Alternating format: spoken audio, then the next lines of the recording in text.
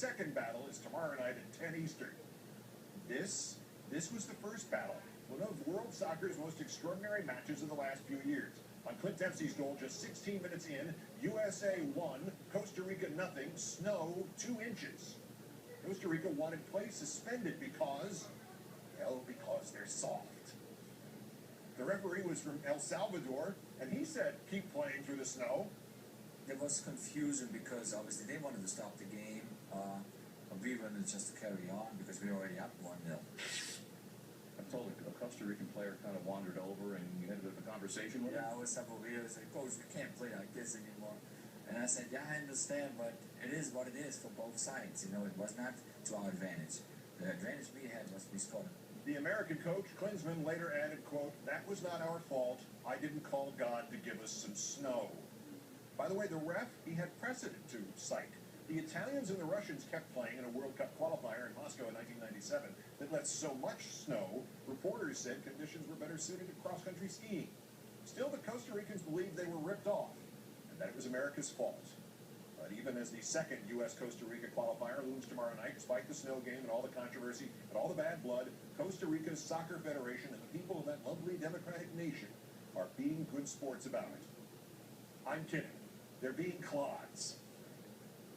Day before yesterday, the U.S. team arrived at Santa Maria Airport, and instead of getting the traditional Universal International Sports courtesy of going from the plane to the team bus via a non-public route, they were dumped out in the middle of the airport so all the angry Costa Rican soccer fans could scream at them.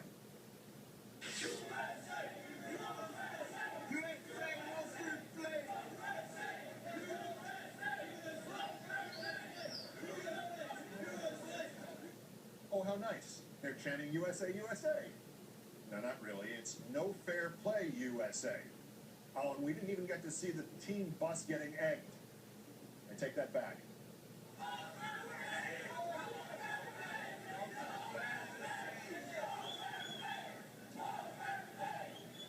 I can't tell if this is more like Juan Gonzalez's remark about playing in Yankee Stadium or impressionist David Fry's joke about Richard Nixon explaining to New York Governor Nelson Rockefeller about how badly his official visit to Caracas had been.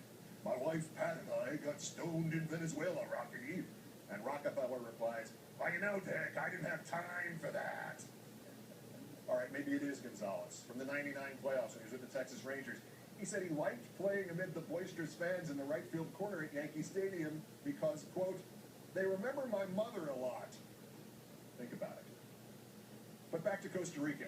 After having to run the irrational fan gauntlet in the airport, the U.S. team then had to go through international customs, not through the priority lane or even the group travel lane.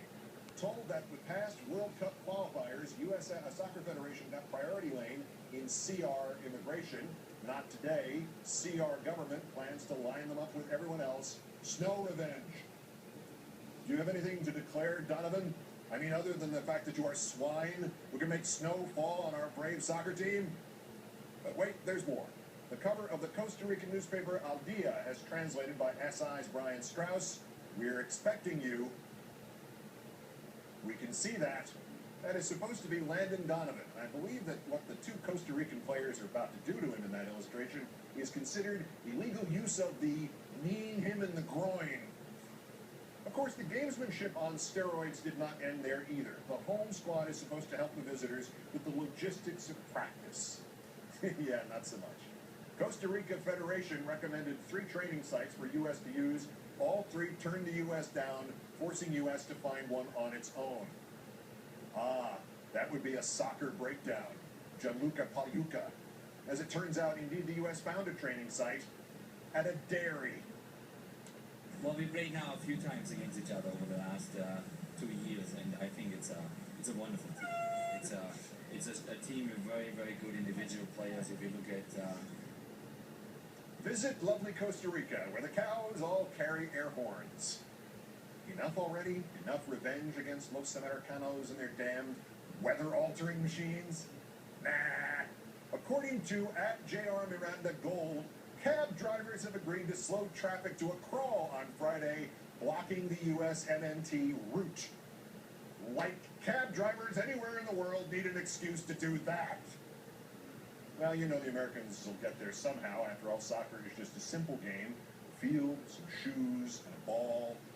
Gamesmanship central.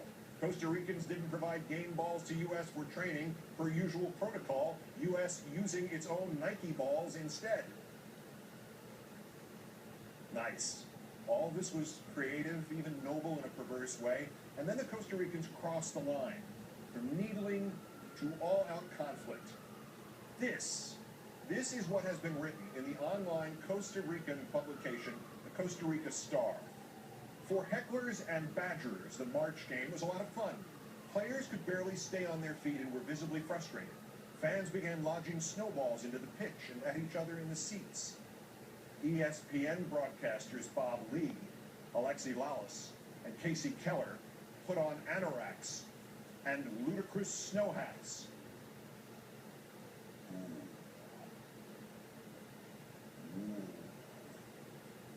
Listen, you do whatever you think you need to do to Landon Donovan because you guys are afraid of snow.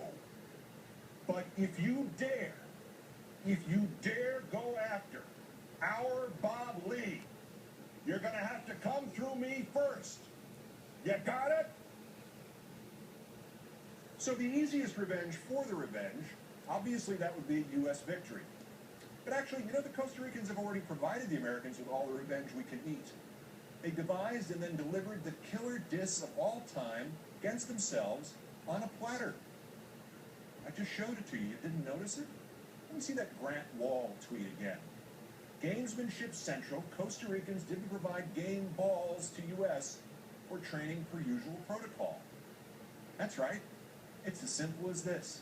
Based on the fact that they were unwilling or unable to supply the Americans with that one essential ingredient of a football match, the Costa Ricans have no balls.